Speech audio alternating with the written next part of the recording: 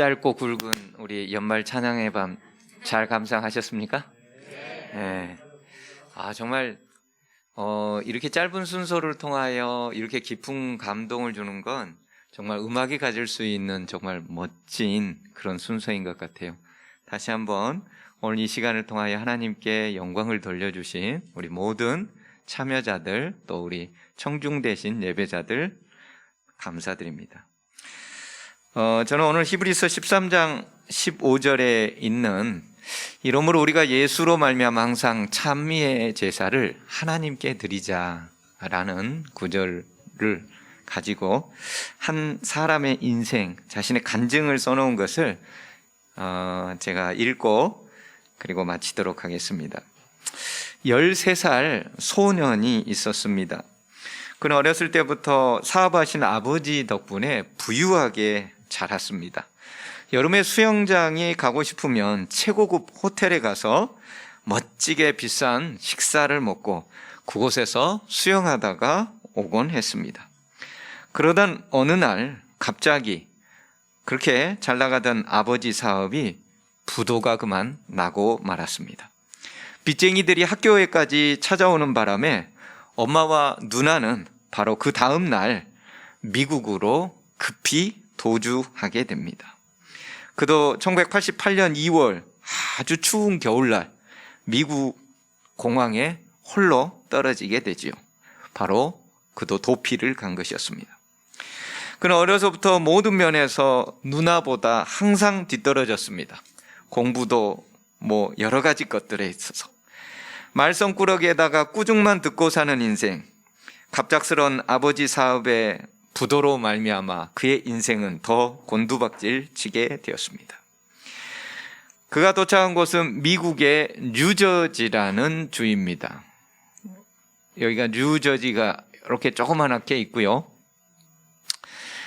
이곳에서 돈이 없어서 방 2칸짜리에 흔히 우리들은 이제 빌라 같은 집이죠. 빌라 같은 집에서 이모 집에서 얹혀 살게 됩니다. 미국은 땅덩어리가 넓기 때문에 일반적으로 보통 사람들은 다 개인 단독주택에서 삽니다. 특별히 그 개인주의가 강하기 때문에. 그래서 빌라나 아파트에 사는 사람들은 일반적으로 아주 저소득층에 해당하는 사람들이 사는데 방 2개짜리 이모 집에 11명이 그곳에서 뽁짝뽁짝 살아야만 했던, 그렇게 너무나도 큰 부자에서 가난으로 이어지는 삶이었습니다. 당시 미국에서 누나는 줄리어드 프리스쿨, 프리칼리지라고 그러죠. 그곳에 합격하기 위하여 준비하고 있었습니다. 왜냐하면 미국에 급히 왔기 때문에 그들이 머무를 수 있는 비자를 받는 길은 바로 학교에 입학하는 것만이 유일한 희망이었습니다. 그게 되지 않는다면 그들은 미국에서 얼마 못 있어서 쫓겨나게 되고, 쫓겨날 뿐만 아니라 한국으로 와서 아무런 희망도 없는 것이었습니다. 그러나 누나는 연거푸 2번이나 낙방하게 됩니다. 세계적인 천재들만 모여서 경쟁하고 거장들에게 레슨을 받는 사람들도 떨어지는 일이 즐비한 데가 바로 줄리어드 음악스쿨이었습니다. 누나도 예외가 아니었던 거죠. 돈이 없어서 연습실이 없어서 한 번은 교회에서 피아노를 얼마나 열심히 누나가 연습했던지 그만 교회의 피아노 줄이 늘어나 버렸다며 교회에서 쫓겨나는 일도 있었습니다. 그 학생은 남학생은 키도 작고 피부색도 다르고 공부도 못하고 영어도 못했던 그는 학교에서 늘 놀림을 받았고 학교에서 친구들에게 맞는 것이 다반사였고 어떤 날은 사물함에 갇혀서 나오지도 못한 날도 있었습니다. 그렇게 고생하다가 학교에서 얻어맞다가 집에 돌아오면 사촌 형에게 또 맞고 말썽으로 인하여 때로는 엄마에게도 간혹 맞는 시간들이 있었습니다. 어느 날 학교에서 반 아이들에게 너무나 큰 괴롭힘을 당하다가 그가 도망할 수 있었던 유일한 공간은 화장실이었습니다. 비난과 놀림과 괴롭힘을 피할 수 있는 그의 유일한 피난처가 화장실밖에 없었던 것입니다. 그는 화장실 변기 위에서 자신의 인생을 두고서 처절하게 울었습니다.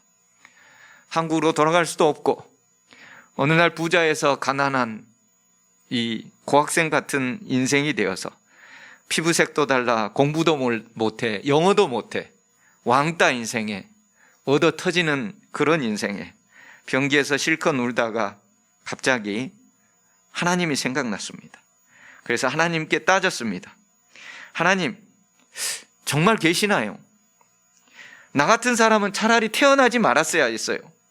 왕따 인생에 이렇게 사느니 차라리 죽는 게 나아요. 더 이상 살 희망도 의미도 없어요. 라고 한참을 변기 위에서 쪼그려 울었습니다. 그때 한 음성이 그의 마음 가운데 들렸습니다. 얘야, 내가 너의 친구가 되어줄게. 내가 너 때문에 저 하늘 보좌를 포기하고 왔단다. 얘야, 이제는 내가 너의 친구가 되어줄 테니 너무 염려하지 말아라. 그 음성이 환청인지 뭔지 알 수는 없었지만 그렇게 외로운 시기에 그에게 큰 위로가 되었습니다. 가슴이 뜨거워지는 처음으로 그런 경험을 하게 됩니다. 아무 친구가 없었던 그에게 하나님이 친구하자는 그 음성을 듣고서 그는 별다른 선택의 도리도 없었습니다. 하나님하고 친구하는 수밖에. 그리고 그날 그 화장실에서 나와서 눈물을 닦으면서 나오는 그날 복도에서 지나가는데 한 음악 소리가 들렸습니다. 그것은 플룻 소리였습니다. 자신도 모르게 플룻 소리가 나는 그 교실로 이끌려가서 조용히 문을 살짝 열어보았습니다. 선생님, 음악 선생님, 아이들을 지도하고 있었는데 보더니 플룻을 주면서 한번 불어보지 않겠냐고 하는 것입니다. 한국에서 도레미파솔라시도를 배운 적이 있어서 그 플룻으로 살짝 불었더니 그 음악 선생님이 내일부터 이곳에 와서 우리 학교 밴드부에 플룻을 함께 연주하자는 것이었습니다. 그때부터 자신의 유일한 위안거리가 플룻이었습니다. 그때만큼은 플룻을 불고 난 이후에는 칭찬도 받을 수 있었고 또 주위의 따가운 왕따 같은 삶이 없어질 수 있었고 그리고 많은 사람들로부터 조금씩 인정을 받을 수 있는 그러한 것이 되어서 그에게 플룻이 유일한 인생의 친구요 위안거리였습니다.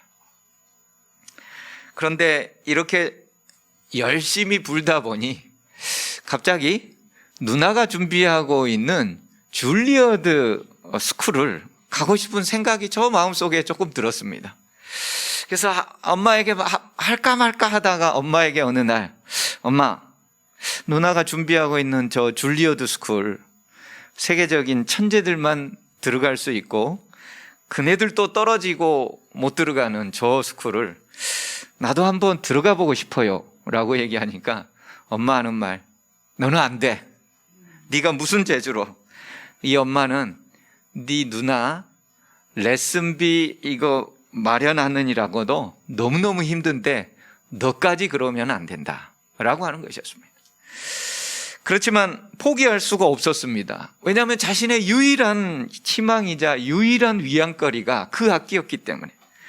그래서 엄마에게 매일 매달렸습니다. 제발 시험만이라도 보게 해달라고. 날이면 날마다 매달리는 그 아들 앞에서 엄마는 하는 수 없이 허락을 합니다. 좋아. 그런데 조건이 하나 있어. 기회는 단 한 번뿐이야. 그리고 그날 엄마는 누나 레슨비를 위해 일하러 가야 하니까 너 홀로 가서 시험을 봐야 돼. 여러분, 그가 살고 있는 지역은 뉴저지입니다. 줄리어드 대학에 시험을 보러 가려면 저 위에 뉴욕 주가 바뀝니다. 13살짜리 아이가 혼자서 그곳에 가야 했던 것이죠. 일단 허락해 준 것에 감사하며 그날부터 더 열심히 연습했습니다. 줄리어드 음악 스쿨은 천재들만 모여드는 곳, 그 천재들도 낙방하는 곳인데요.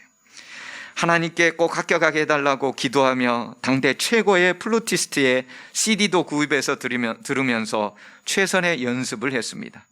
그것이 유일한 그가 할 수 있는 일이었고 그가 잘할 수 있는 일이었으며 하나님의 도움을 받아서 그가 잘하고자 했던 소망의 일이었기 때문이었습니다.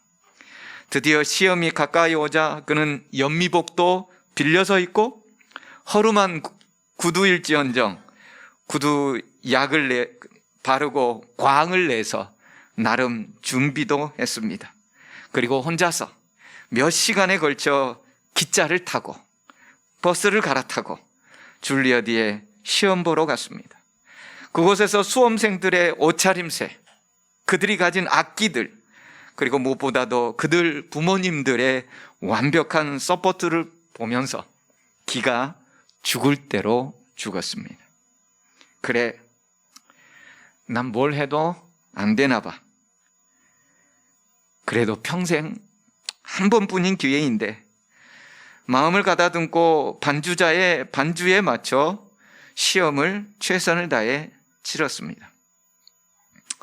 모든 시험이 다 끝나고 심사를 했던 교수님 한 분이 가까이 오라고 하더니 혹시 악기를 한번 볼 수 있겠냐고 물어봤습니다. 기꺼이 건네서 보여주었습니다.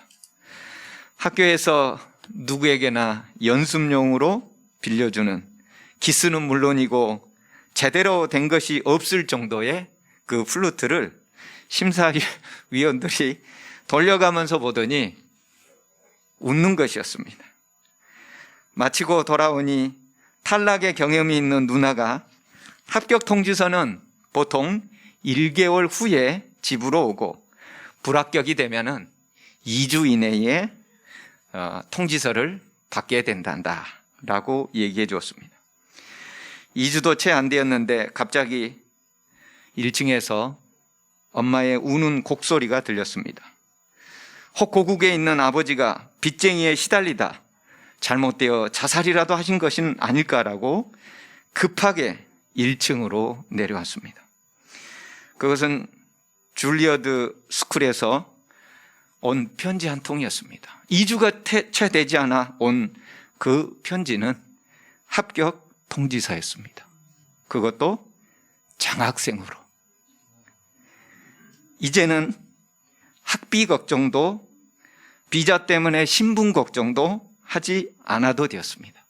그래서 그 엄마는 그 아들 때문에 감격해서 소리를 지른 거였습니다. 하나님은 선하게 그의 인생의 역전을 계획하고 계셨습니다. 후에 그는 줄리어드 음대를 거쳐서 스위스 로잔의 왕립음악원에 들어가 공부하게 됩니다. 잠시 방황도 있었지만 미국 코스타 신앙 집회에 참석하게 되고 그곳에서 진정 하나님을 인격적으로 만나게 되죠. 그리고 우리나라에서 드라마 허준, 동희, 이산 이 모든 것들을 작곡하고 직접 연주까지 하게 됩니다. 그의 이름은 송설나무.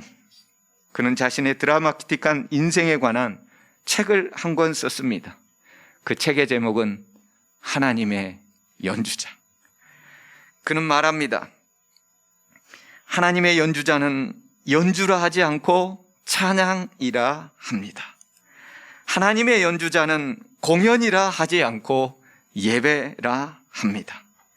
하나님의 연주자는 연주를 통해 감동을 주는 자가 아니라 찬양을 통해 은혜를 끼치는 자입니다. 그는 악기의 값어치보다 중요한 것은 누가 연주하느냐가 중요하다고 합니다. 인생에 있어서 어떤 이는 성공한 사람으로 어떤 이는 실패한 사람으로 느껴질 수도 있지만 중요한 것은 우리 마음의 주인이 누구냐라고 하는 것입니다. 그리고 그는 10수년 동안 전 세계 80여 개국에 때로는 카네기 홀과 같은 곳에서 최고의 연주 무대에서 서기도 하고 때로는 가난한 빈민촌에서 청룡 단 한 분밖에 안 계시는 오직 여호와 하나님 한 청중을 위하여 오늘도 찬양 연주를 하고 있습니다. 지금도 자비랑 선교사가 되어서 전 세계를 누비면서 하나님의 위대하신 인생 연주에 대하여 그의 삶으로 간증하고 있습니다. 사랑하는 우리 삼패동 가족 여러분, 여러분은 어떤 연주를 하고 2021년을 살아왔습니까? 여러분의 인생에, 여러분의 시간에 과연 주인은 누구였습니까? 여러분 시간과 여러분의 재물과 여러분의 모든 재능들, 혹 여러분과 여러분 식구들, 나 자신들을 위해서 사용해 오고 있지는 않았습니까? 송솔라문은 얘기합니다. 인생은 누가 연주하느냐가 중요하다. 여러분의 인생을 다시금 하나님께 그 연주를 맡겨보지 않겠습니까?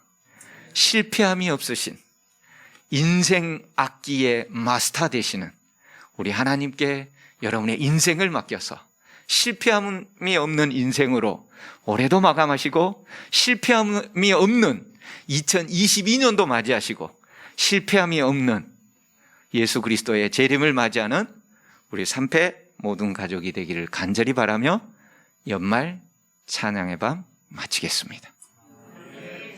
하나님, 우리의 삶으로 주님께 예배드리는 자들이 되도록 인도해 주시옵소서. 우리의 시간과 우리의 재물과 우리의 재능들을 우리 스스로 우리 마음에 맞게 내 마음대로 연주하는 인생이 아니라 이 모든 것들을, 우리의 인생을 하나님께 맡겨서 하나님이 우리의 인생을 연주해 주시도록 실패함이 없는 인생, 기쁨과 행복이 넘치는 인생, 그렇게 살아가는 우리 삼패 모든 가족들이 되도록 인도하여 주시옵소서. 그래서 며칠 남지 않은 2021년 하나님과 함께 잘 마무리하게 도와주시며 새로운 2022년 새해를 주 안에서 아름답게 맞이하여 자신의 인생을 온전히 하나님께 연주하도록 맡겨드리는 그런 멋진 우리 모든 삼패 가족 되도록 도와주시옵소서. 예수님 이름으로 간절히 기도합니다. 아멘.